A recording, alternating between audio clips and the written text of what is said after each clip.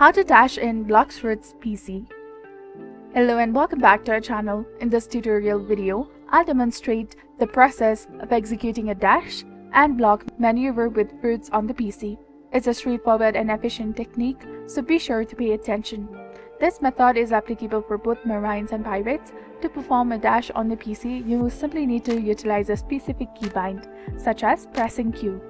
This key press will trigger the dash movement, and this instruction also holds true if you're using a keyboard and a mouse on your console. For instance, if you're gaming on an Xbox but have connected a keyboard and a mouse, the default dash button will be set to Q. The dash allows for the movement in any direction, and you can adjust your course during the dash, enabling quick rotations and turns. This ability is available from the beginning of the game, regardless of your character's level. Even at the low level like 9, you can dash without any specific requests.